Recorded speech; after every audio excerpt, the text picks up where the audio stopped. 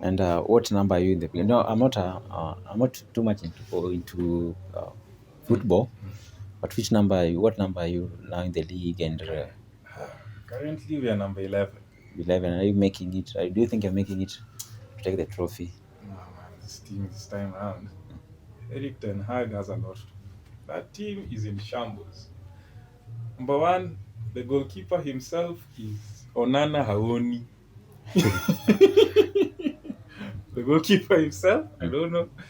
I don't know why they managed to settle on him, but maybe it's because he's still a newbie. He still has, the culture shock, and maybe the crowd is different. Yeah. Once you're tossed into such a huge, you're tossed into a huge league, a huge team, a reputable team that has a lot of viewers.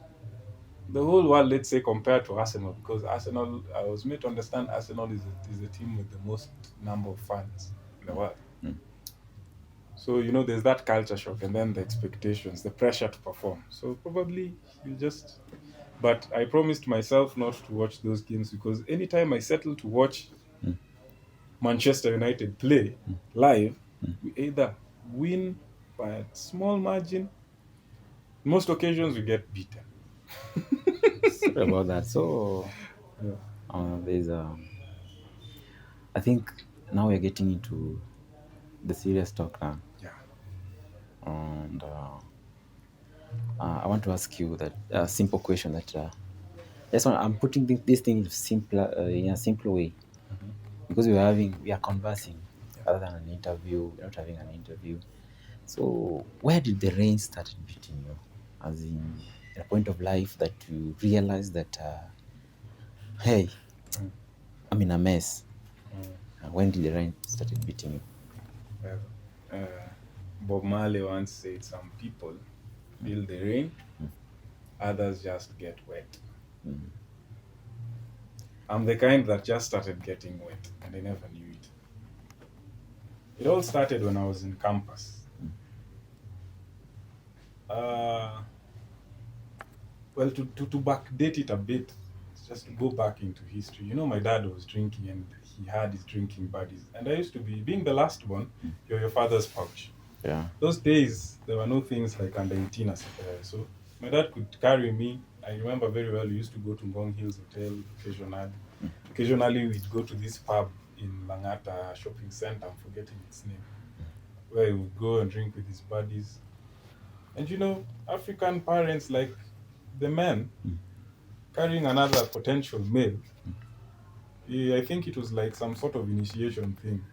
So he'd sip on his beer or he'd sip on his whiskey, atanipea kidogo. And since I suffered from this condition called allergic rhinitis from a very young child, that's hii allergy mbaya ya kusneeze, your nose Yeah, is I think always I think I running. remember. I remember when you were when we Yeah, were in high school, yeah, you had a lot of problems. exactly. So when it comes to the Nairobi cold and whatnot, if I didn't take cocoa, occasionally I was given a shot of whiskey, and that would do me well because I think they never wanted to pump me with antihistamine, so I just can't remember well. But I had been introduced to drinking back then. So when I got to I funnily enough I never drank on my own like through high school, even the extra 2 years that I went, Mm. I never touched alcohol. Yet I was over 18 years. So once I finished and I was given a job as an untrained teacher at some school back there in Shags. Mm. The money started flowing. And you're living with your parents. So No expenses. yeah, no expenses. You're not paying rent bana. Pale pia, those people wakina mat.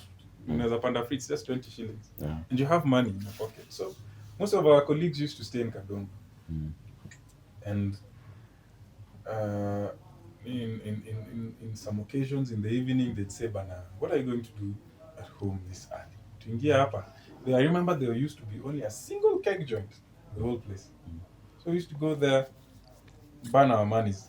Initially, drinking alcohol to me, I didn't quite find it as distasteful as most people claim. Like, the first time they take alcohol, they puke. No, To me, I was actually looking forward to that after effect, what was going to happen. Mm. I noticed that I could drink more than my colleagues. They would end up buying me alcohol, they'd end up passing out. I would walk and I would go back to school tomorrow, the next morning, feeling okay, hangovers and whatnot. So, it became a habit. Like I was really looking forward to drinking in the evenings. So when I went to campus, there is this privilege that is given to people who qualified for campus from Ushago, especially Mm. umeitwa law school from Kabondo, my friend, na umeitwa University of It Nairobi. was a big thing actually. Unaweza hesabu ni mawakili wangapi wako hapo around. Very few. So there was this sort of privilege, every person who feels is an intellectual, including some irrational politicians, I won't mention names, Mm. would want to meet you for a few favors, especially during these campaign times and whatnot. There was alcohol in plenty. Mm.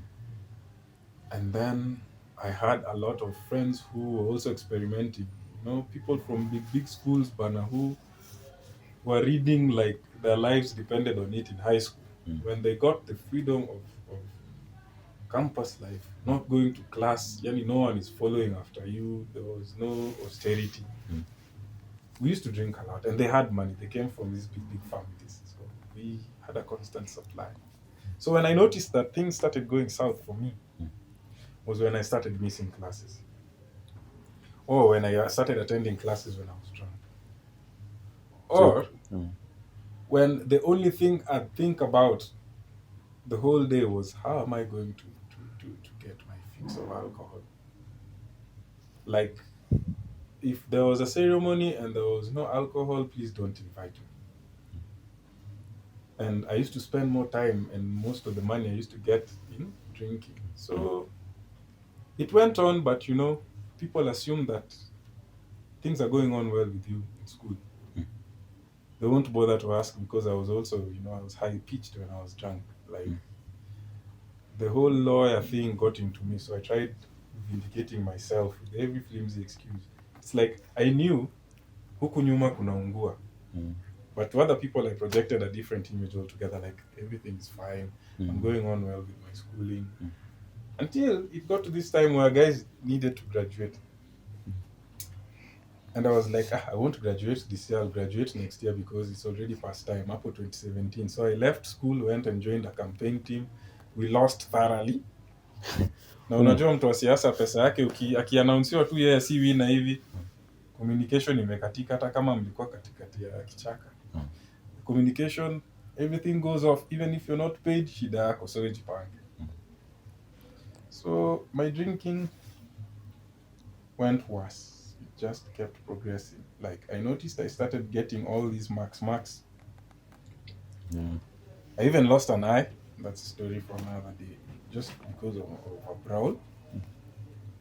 I couldn't keep stable relationships. Like there was this girlfriend I regret every single day of my life. She was like, I even took her home. But because of my drinking, I never let her, And then I messed up my studies. I started becoming a truant. The exams that I never sat for. And of course, now that brought in a rift between me and my family because they were looking forward to me graduating. I think you brought very good question that I was about to ask you. Yeah. That how's addiction? How did addiction affect your family? And how did they react to it when they realized that you're already deep into it? What was their reaction? Well, initially, my family was terrified. I was terrified in the sense that I used to be the most disciplined child in the family. I was never suspended in school ever in my life. I was a prefect for the better years of my life, from all the way from kindergarten. It's only in Gotratem where I never, because of obvious circumstances. In campus, I was also a nominated congressman. So it's like leadership was just Running the blood. So once your family members see you being a leader in every sphere of your life, they assume that everything is going on well. But it was a ticking time bomb because I remember my dad was very against it. My dad once got saved. My dad got saved like 20, it's like now 23 years ago. When he got saved, he mentioned that he does not want anything to do with alcohol in his compound. But then we were the three of us, myself, my late brother, and my step brother, Philip. We were serious drunks. So I thought I was the most responsible one because I never used to do the sort of things that I used to see my my my, my brother and my step brother doing. But then it was a case of sitting on the fence, not knowing that the fence is also falling. So like while I was judging them and I used to get very confrontational against them, I was also slowly sinking into it. And once you sink into alcohol, addiction is a very selfish disease. Addiction wants everything from you, but it gives you nothing but misery and shame. It takes away every single thing from you, including your family members.